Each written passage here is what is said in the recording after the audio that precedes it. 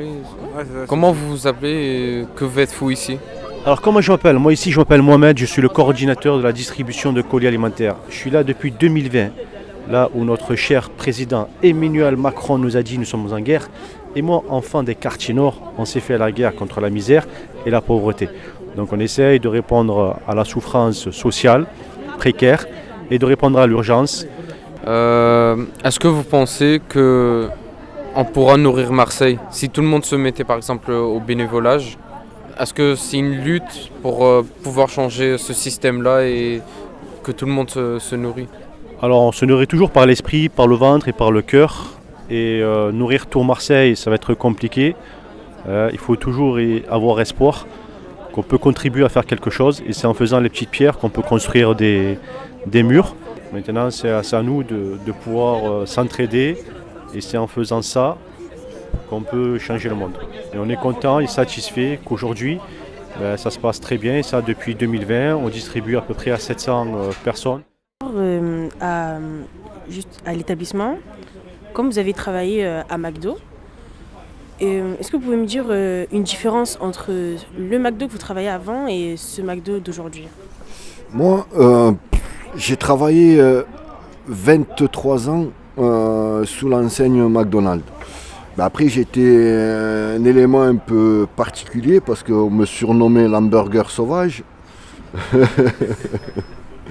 J'ai réellement travaillé 3 ans pour McDo et 20 ans contre McDo pour pouvoir essayer d'améliorer nos conditions de travail, de pouvoir combattre un système qui broie l'être humain. Les travailleuses et les travailleurs chez McDo, c'est de la chair à canon parce que il n'y a pas un travailleur et une travailleuse de base qui atteint l'âge de la retraite chez McDonald's. Une fois qu'on est usé et on n'est plus rentable, on est bon à être jeté à la poubelle. Donc nous, on a essayé d'exprimer cette colère et cette douleur le plus sagement possible à travers notre concept. Et le concept qu'on a posé, on laisse ce concept-là s'exprimer par soi, par nos actes. Donc McDonald's évade notre richesse, nous l'après-midi, on la partage. Aujourd'hui, chez McDonald's, c'est un fast-food. Nous, on est un fast social food.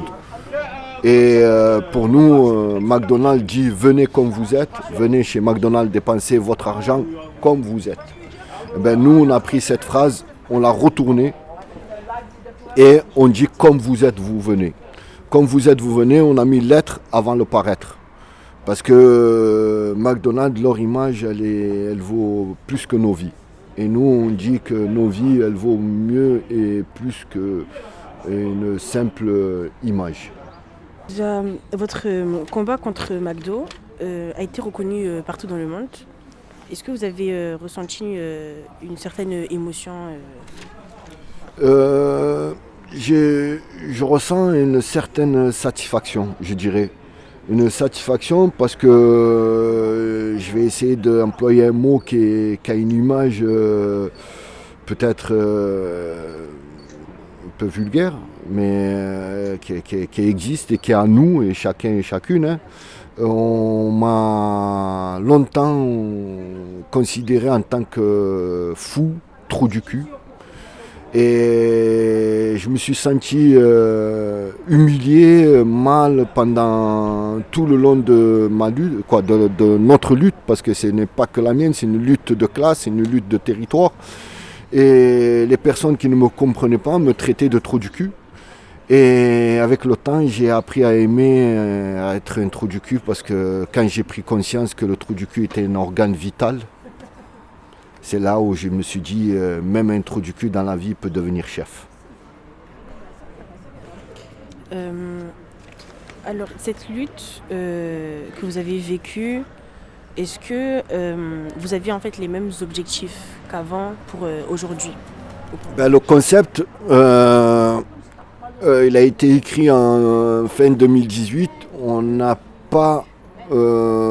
n'est pas sorti de notre objectif. Et aujourd'hui, cette œuvre d'art qu'on voit qui rayonne par ses couleurs, on on est content et fier qu'il a pu faire le tour du monde. Et le monde nous connaît, mais le monde connaît notre cause et le combat.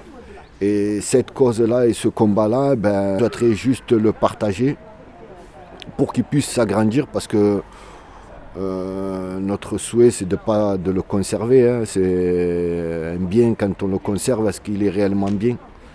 Mais par contre, si on le partage, il devient plus grand, il devient un réel bien.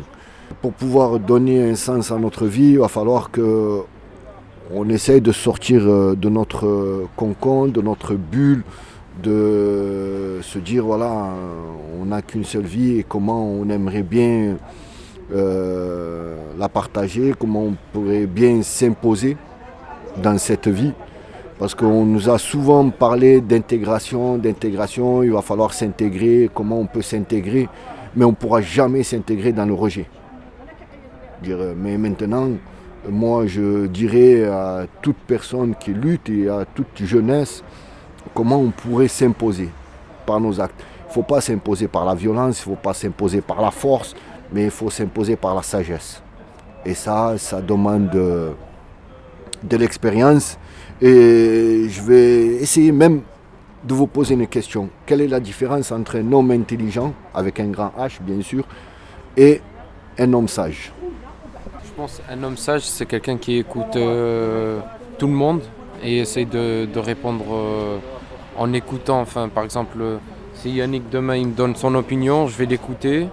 Après, je pourrais intégrer cette opinion dans ma vie à moi. Alors qu'un homme intelligent, c'est quelqu'un qui pense tout connaître, non? Enfin, moi, je vois comme ça. Une dernière question. Comment vous décrirez cet établissement que vous avez tant travaillé dur en un mot? Je dirais, c'est écrit sur le toit, et je le décris l'après-m comme l'après-misère, ou le monde d'après, comment on aimerait le voir et le réfléchir. Moi, l'ancêtre, je croyais que c'était l'après-midi. Je croyais que c'était après McDo. Ça peut être l'après McDo. En fait, ça peut être tant de définitions. Exactement. Elle est propre à chacun, la définition. Ou l'après Macron. Merci Kamel. On va Merci manger à vous. peut-être maintenant. Ah ouais, j'ai faim, je l'ai croc. Alors moi c'est Lila.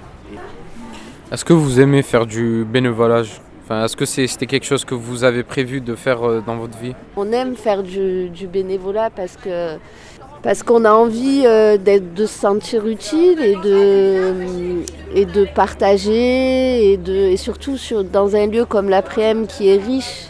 Après le bénévolat aussi c'est chronophage. Comment le bénévolat a ses limites et ça devient après une nécessité parce qu'au fur et à mesure qu'on crée, on crée aussi un besoin. Donc quand on crée un besoin, après on se doit de répondre à ce besoin. Voilà. Et si tout le monde, par exemple ceux qui sont à la retraite et tout ça, se mettaient à faire du bénévolat, est-ce que vous pensez qu'on pourrait nourrir Marseille entièrement? Alors le bénévolat c'est bien, mais ça ne doit pas se substituer à des emplois. Nous par exemple ce qu'on fait aujourd'hui, on fait du bénévolat, on a conscience, moi clairement j'assume un poste, hein, ça me fait limite 2 plein temps avec mon travail actuel, c'est fatigant. Ça nécessite des sacrifices sur ta vie personnelle. Il faut toujours laisser la porte ouverte au bénévolat, que chacun puisse venir par plaisir, venir s'exprimer et que autant le salariat et le bénévolat cohabitent, mais ce qui peut être dangereux, c'est que le bénévolat se substitue au salariat pour répondre à un besoin d'utilité publique. Parce que ce qu'on fait aujourd'hui, on répond à un besoin de société, qui est la lutte contre la précarité et l'accès à l'alimentation. Est-ce que au moment où vous avez commencé et là aujourd'hui, est-ce que vous vous sentez différent? Est-ce que vous voyez Marseille différemment? C'est bien. Une ville on va dire de chaos un peu, on va dire. Mais une ville qui a ces difficultés, mais qui essayent de toujours s'améliorer dans un bon sens pour que les gens vivent bien et ne soient pas tous, qu'on ne soit pas tous en difficulté, quoi, qu'on essaye d'aider les uns les autres. En plus, le fait que ici qu'on aide à des gens, pour des gens pour avoir des emplois, c'est très bien. Parce que en France, il y a beaucoup de gens, ils cherchent du travail et des fois, ça peut se tourner vers, surtout dans les quartiers nord, après ça se tourne vers tout ce qui est tout ce qui est drogue, stupéfiants, tout ça. Mais après, non, mais quand je dis ça, c'est pas tout le monde, c'est juste pour pour que les gens ils font pas genre des bêtises, on va dire, c'est tout. Ou ils restent sans emploi, quoi. C'est que c'est bien que pour qu'il y ait des emplois pour les gens. C'est très bien ce que tu dis. Voilà.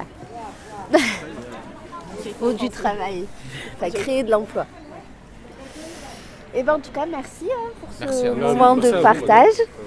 Et puis. Et c'est surtout après sur le stand ou de la distribution à patates que je me suis rendu compte de l'importance de recevoir de la nourriture gratuite. Enfin, il y avait certaines personnes qui étaient vraiment contentes. C'est le fait qu'ils ne distribuent pas seulement de la nourriture, mais aussi ils pensent à distribuer de la nourriture pour enfants. J'ai même pu faire des paniers pour donner des pots de bébé. Et ça m'a beaucoup plu de voir le sourire des gens. J'étais dans le stand du pain, où on distribuait le pain. Et franchement, j'ai trop adoré, c'était vraiment incroyable. J'avais le sourire et tout, et j'adorais parler un peu avec les gens, leur donner le pain. En fait, on avait l'impression de se connaître depuis super longtemps, avec tout.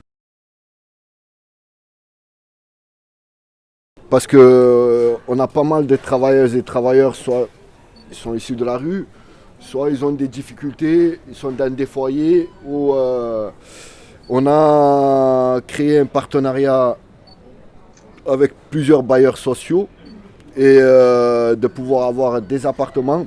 Et le souhait, c'est que ces travailleuses, ces travailleurs, oui, qu'on leur donne du travail, mais si elles n'ont pas un toit, c'est très très difficile de pouvoir continuer à se construire. Et donc ces logements-là, normalement, ils seront attribués à ces personnes-là.